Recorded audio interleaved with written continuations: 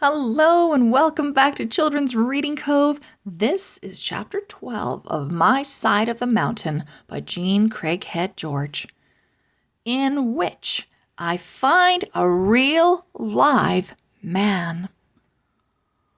One of the gasping joys of summer was my daily bath in the spring.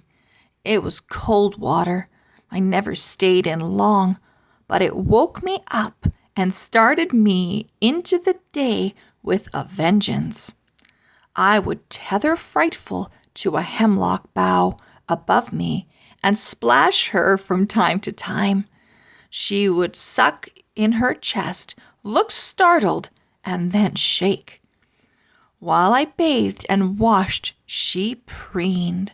Huddled down in the water between the ferns and moss, I scrubbed myself with the bark of the slippery elm. It gets soapy when you rub it.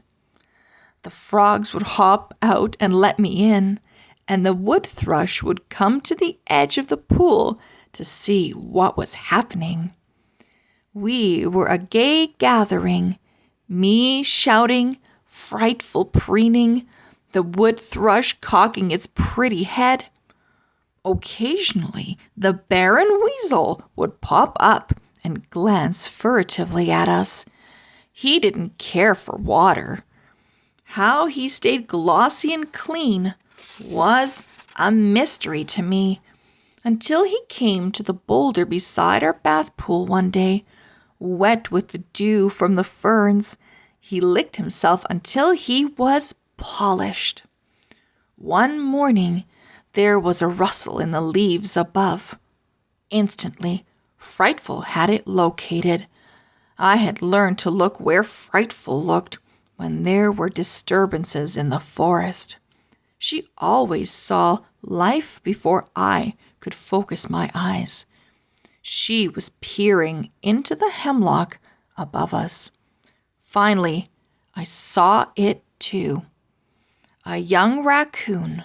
It was chittering, and now that all eyes were upon it, began coming down the tree. And so Frightful and I met Jesse Coon James, the bandit of the Gribley farm. He came head first down to our private bath, a scrabbly, skinny young raccoon. He must have been from a late litter, for he was not very big, and certainly not well fed.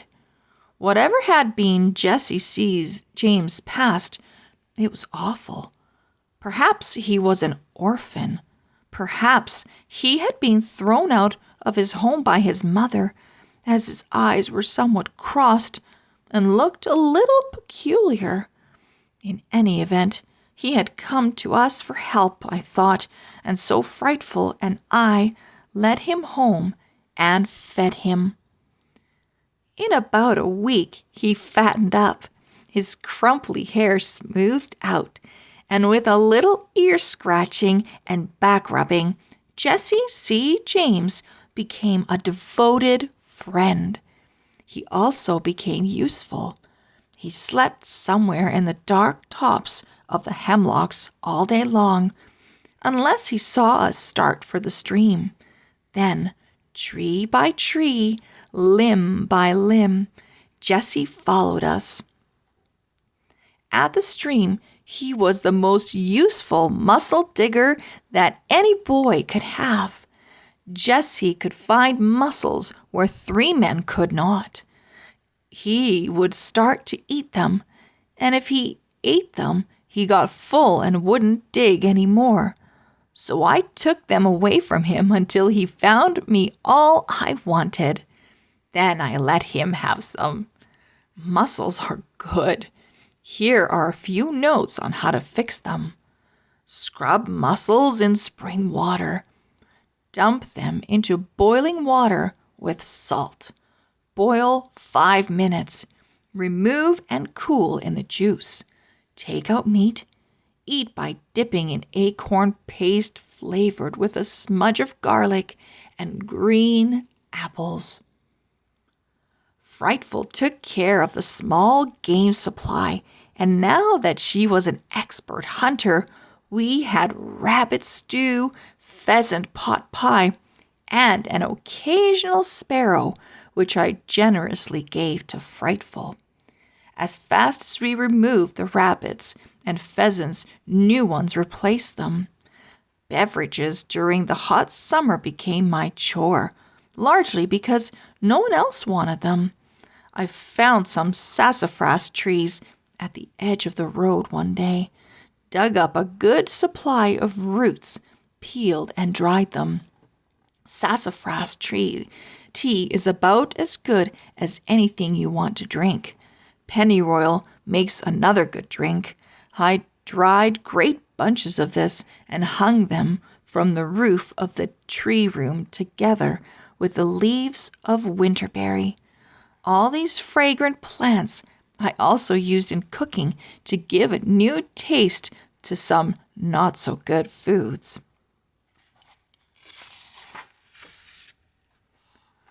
The room in the tree smelled of smoke and mint. It was the best-smelling tree in the Catskill Mountains. Life was leisurely. I was warm, well-fed. One day, while I was down the mountain, I returned home by way of the old farmhouse site to check the apple crop. They were summer apples and were about ready to be picked. I gathered a pouchful and had sat down under the tree to eat a few and think about how I would dry them for use in the winter when Frightful dug her talons into my shoulder so hard I winced. "Be gentle, bird," I said to her. I got her talons out and put her on a log, where I watched her with some alarm. She was as alert as a high-tension wire, her head cocked to that so that her ears, just membranes under her feathers, were pointed east. She evidently heard a sound that pained her. She opened her beak. Whatever it was, I could hear nothing, though I strained my ears, cupped them, and wished she would speak. Frightful was my ears as well as my eyes. She could hear things long before I. When she grew tense, I listened or looked. She was scared this time. She turned around and around on the log, looked up in the tree for a perch, lifted her wings to fly, and then stood still and listened. Then I heard it. A police siren sounded far down the road. The sound grew louder and louder, and I grew afraid. Then I said, "No, Frightful, if they're after me, there won't be a siren. They'll just slip up on me quietly." No sooner had I said this than the siren wound down and apparently stopped on the road at the foot of the mountain. I got up to run to my tree, but had not gotten past the walnut before the patrol car started up and screamed away. We started home, although it was not late in the afternoon. However, it was hot, and thunderheads were building up. I decided to take a swim in the spring and work on the moccasins I had cut out several days ago. With the squad car still on my mind, we slipped quietly into the hemlock forest. Once again, Frightful almost sent me through the crown of the forest by digging her talons into my shoulder. I looked at her. She was staring at her home. I looked too. Then I stopped, for I could make out the form of a man stretched between the sleeping house and the store tree. Softly, tree by tree, Frightful and I approached him. The man was asleep.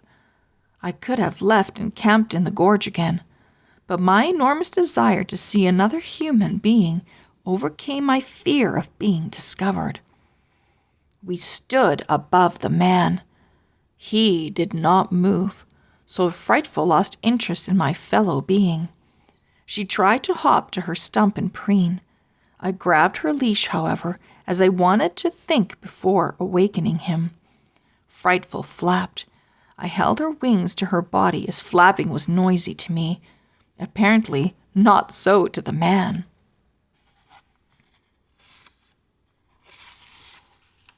The man did not stir. It's hard to realize that the rustle of a falcon's wings is not much of a noise to a man from the city, because by now, one beat of her wings and I would awaken from a sound sleep as if a shot had gone off. The stranger slept on. I realized how long I'd been in the mountains. Right at that moment, as I looked at his unshaven face, his close-cropped hair, his torn clothes, I thought of the police sirens and put two and two together. An outlaw, I said to myself. Wow, I had to think what to do with an outlaw before I awoke him. Would he be troublesome? Would he be mean? Should I go live in the gorge until he moved on? How I wanted to hear his voice, to tell him about the Baron and Jesse C. James, to say words out loud. I really did not want to hide from him. Besides, he might be hungry, I thought. Finally, I spoke. "Hi," I said. I was delighted to see him roll over, open his eyes, and look up. He seemed startled, so I reassured him. "It's all right. They've gone. If you don't tell on me, I won't tell on you." When he heard this, he sat up and seemed to relax. "Oh," he said. Then he leaned against the tree and added, "Thanks."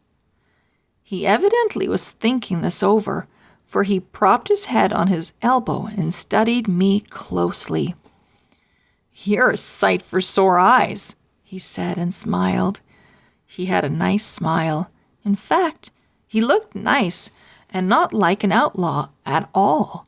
His eyes were very blue, and although tired, they did not look scared or hunted. However, I talked quickly before he could get up and run away.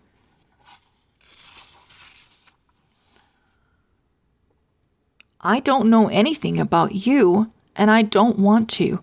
You don't know anything about me, and don't want to. But you may stay here if you like. No one is going to find you here. Would you like some supper?" It was still early, but he looked hungry.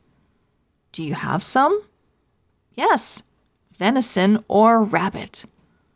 "Well, venison?" His eyebrows puckered in question marks. I went to work.